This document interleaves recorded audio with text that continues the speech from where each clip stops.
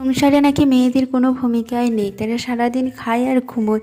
So hello everyone, আমি অঞ্জলি। আমার অঞ্জলি home cook চ্যানেলে আপনাদের সবাইকে অনেক অনেক স্বাগত জানাই।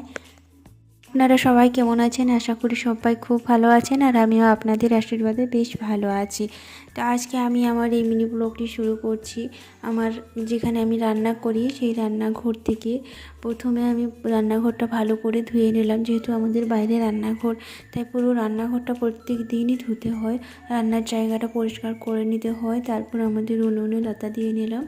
তো মেয়েদের সকালবেলার কাজটা শুরু হয় এই রান্নাঘর থেকে, আর তাড়াতাড়ি ঘুম থেকে উঠে রান্নার কাজটা না সারলে প্রত্যেকটা কাজে অনেক দেরি হয়ে যায়, আর রান্নাবান্না করতেও অনেকটা লেট হয়ে যায়। তাই সকালবেলায় তাড়াতাড়ি উঠে প্রথমে রান্নার কাজটা সেরে নিলে আর অন্যান্য কাজগুলো করতেও তখন বেশ সুবিধা হয়।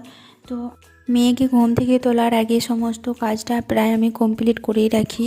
তারপর মেয়েকে ঘুম থেকে ওঠাই ওই 5:30 পৌনে 5টা এর মধ্যে ঘুম থেকে ওঠাই, কেননা মেয়ের স্কুল থাকে 6:30টার মধ্যে, স্কুল বসে যায়। তো তার আগেই ওকে রেডি করে স্কুলে পাঠাতে হয়, না হলে তো দেরি হয়ে যাবে। তাই তাড়াতাড়ি একটু ঘুম থেকে ওঠাই, তার আগে আমি কিন্তু সমস্ত কাজটা প্রায় কমপ্লিট করেই রাখি।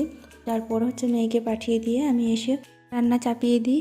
আর আজকে কিছুটা ভাত গরম পান্তা করব, তার জন্য একটা ছোট হাঁড়িতে করে কিছুটা ভাত কেড়ে নেব। তো আজ এই পর্যন্ত, দেখা হচ্ছে আরেকটি নতুন কোনো মিনি ব্লগের সঙ্গে। ততক্ষণে সবাই ভালো থাকবেন। তো চলো, টাটা।